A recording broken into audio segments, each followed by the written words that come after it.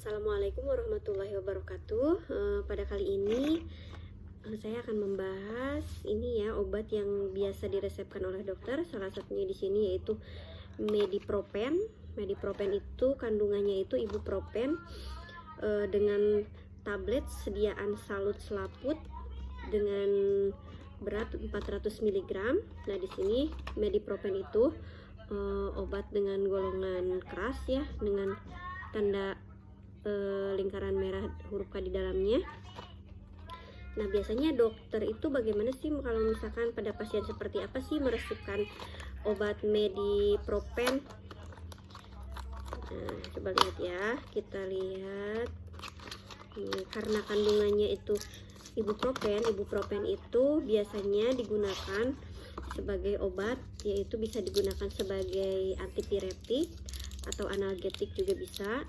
Nah, ini dalam satu boxnya ini isinya itu 5 strip atau kurang lebih 50 tablet ya, dengan sediaan salut selaput.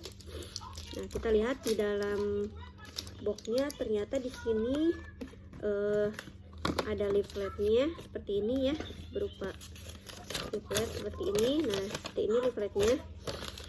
Karena biasanya kalau dokter itu kan kalau misalkan meresepkan obat nggak dikasih, misalnya ini dalam satu wadah itu nggak dikasihkan leafletnya. Jadi misalnya kita dikasih obatnya dimasukkan ke dalam plastik, dan di sana nanti apoteker akan menjelaskan aturan pakai minum obatnya dan indikasinya seperti untuk apa ya. Nah, kita lihat lebih jelasnya itu kalau di dalam leafletnya itu Medipropen itu merupakan obat dengan indikasi sebagai analgesik dan antiinflamasi non-steroid yang mempunyai efek antiinflamasi, analgesik, dan antipiretik. Jadi bisa digunakan sebagai antiinflamasi juga ya ternyata, selain analgesik dan antipiretik. Nah, di sini digunakan untuk menghambat prostaglandin dengan kadar 400 mg atau lebih, digunakan pada dimana terdapat rasa nyeri dan inflamasi yang merupakan gejala utamanya. Indikasinya di sini analgesik dan antiinflamasinya dapat digunakan untuk meringankan gejala penyakit rematik tulang. Jadi kalau yang misalkan nyeri karena akibat rematik tulang bisa digunakan. Kemudian sendi atau non sendi. Kemudian dapat juga digunakan untuk meringankan akibat trauma otot, tulang sendi, atau trauma muskuloskeletal. Nah, kemudian analgesiknya itu digunakan untuk meringankan rasa nyeri yang derajatnya sedang, seperti nyeri pada dismenore primer atau pada masa haid ya, kemudian nyeri pada penyakit gigi atau pada saat pencabutan gigi. Kemudian nyeri setelah operasi ringan juga bisa digunakan, kemudian bisa digunakan juga sebagai obat sakit kepala, dan bisa juga digunakan untuk menurunkan panas ya. Nah, di sini dijelaskan ada kontraindikasi. Nah, untuk kontraindikasinya itu sendiri, nah ini penderita ulkus peptikum yang berat dan aktif bisa dihindari ya. Kemudian pasien yang memiliki riwayat terhadap ibuprofen atau antiinflamasi non steroid lainnya, jika memiliki riwayat hipersensitif atau alergi bisa dihindari ya. Kemudian penderita yang sindrom polip hidung, angiodema, penderita ini bila menggunakan aspirin atau obat antiinflamasi non steroid lainnya karena akan dapat menimbulkan gejala asma, rinitis, dan urtikaria.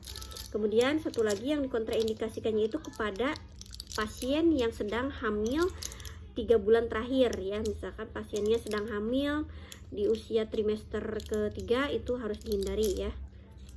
Nah, kemudian untuk dosisnya itu sendiri bisa digunakan yaitu 3 sampai 4 kali dalam sehari ya, karena ini kandungannya 400 mg, masih dalam ambang dosis.